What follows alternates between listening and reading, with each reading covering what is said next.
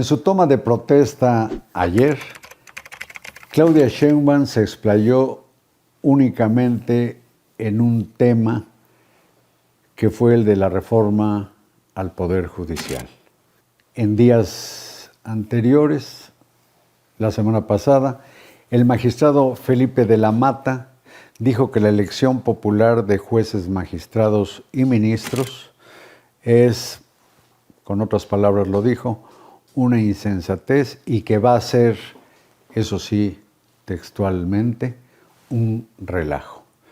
Por lo mismo quise platicar con Edmundo Jacobo Molina. Muchas gracias.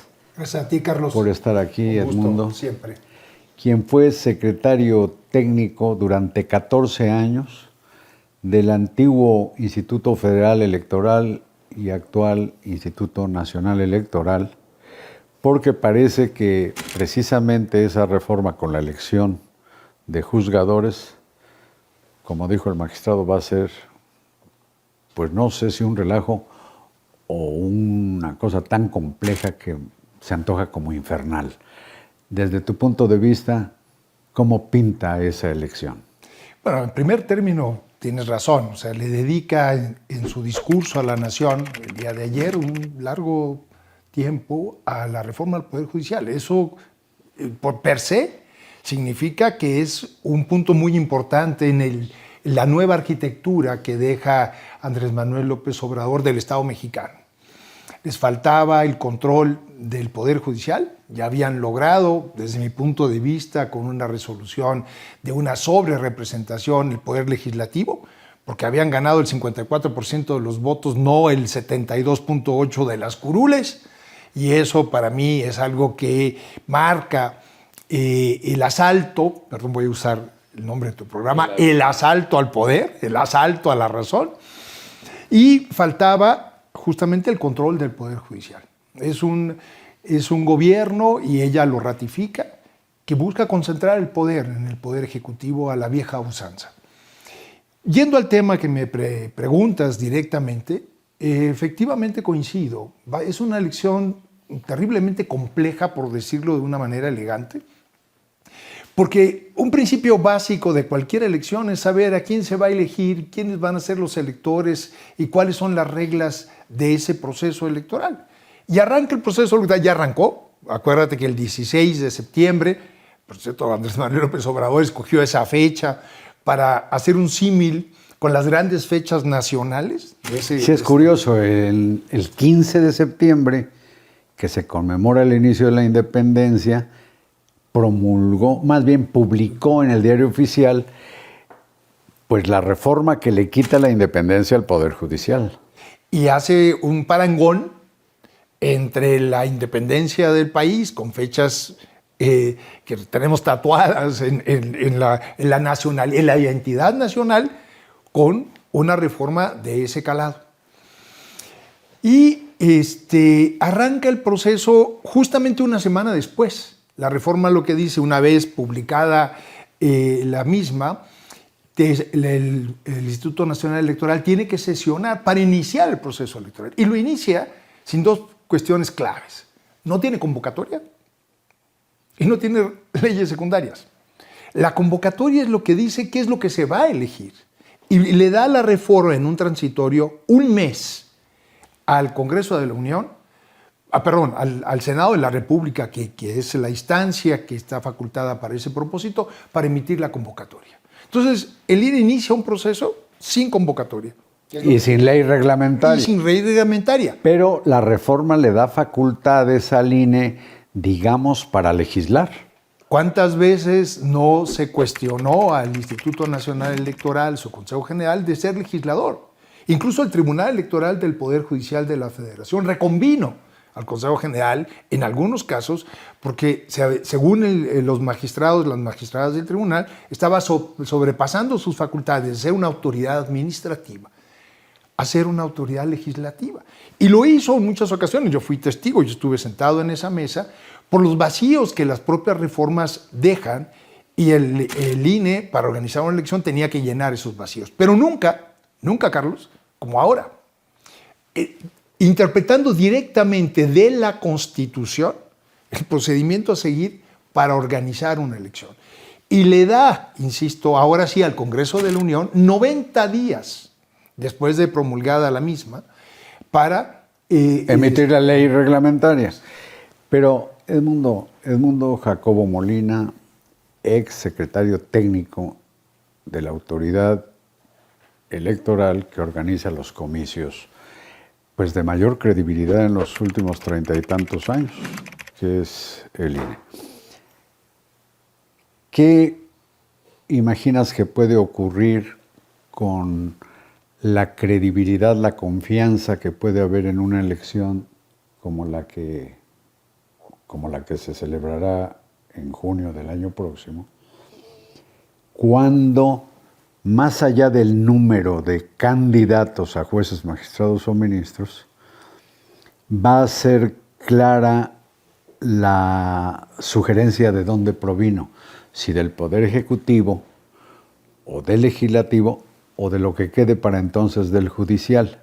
Es decir, el elector va a saber quién propuso a fulana o fulano para tal o cual cargo. ¿Qué pasa ahí con la imparcialidad? Porque dudo que mucha gente vote por los que proponga el Poder Judicial, que ha sido satanizado. Lo dices muy bien, y además se abrió una cuarta vía.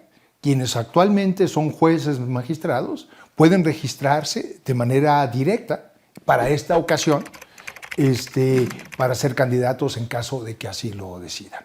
Y lo dices muy bien, sí va a haber, si se ha satanizado desde el Ejecutivo Federal al actual Poder Judicial, desde ahí, desde la boleta, se está indicando qué tendencia y a quién en un momento determinado elegir, y se está incidiendo en la propia elección.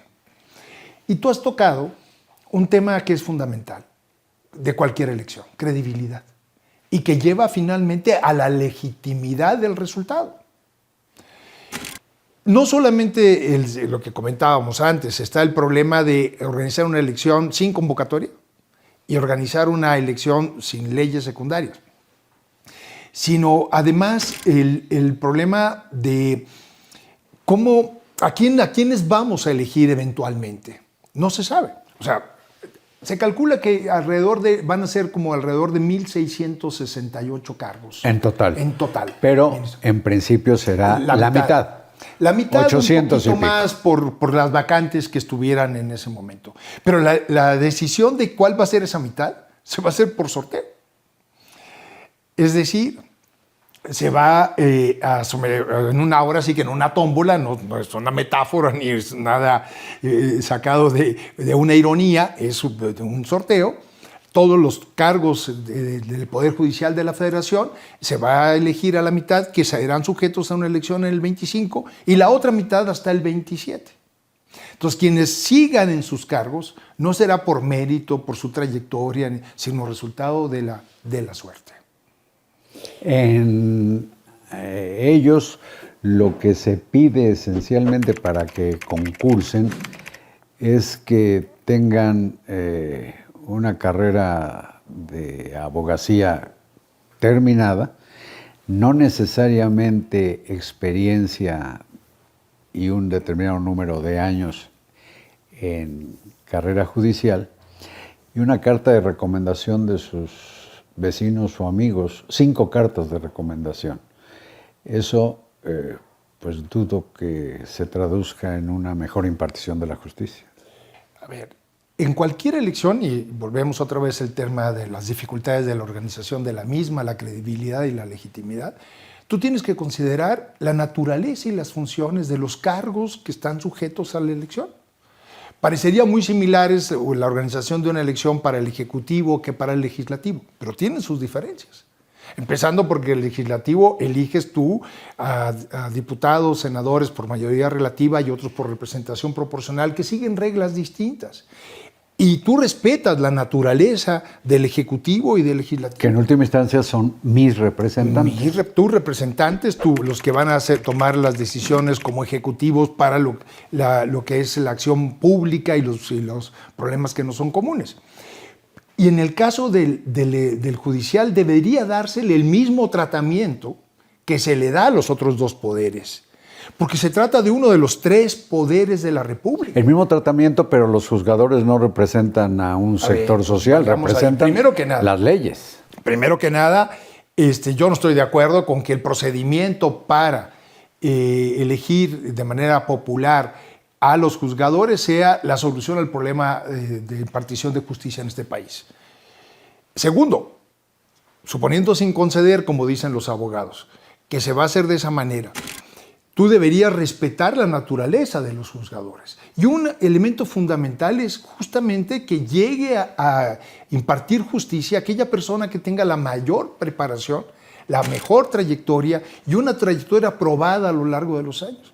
Incluso en el sexenio de Andrés Manuel López Obrador se aprobó una reforma al Poder Judicial que puede ser muy criticable porque se concentraba más el poder en el entonces presidente de la Corte, el doctor Saldívar, pero que una de las virtudes que tenía era hacer énfasis en la carrera judicial. La carrera judicial. Con lo que tú acabas de mencionar ahora, se reducen los requisitos, se acaba la carrera del Poder Judicial, y entonces lo que vamos a tener eventualmente es que sean electos o electas personas a lo mejor con muy buenas trayectorias, pero recién egresados de la escuela sin experiencia en impartición de justicia y con grandes responsabilidades en el cargo.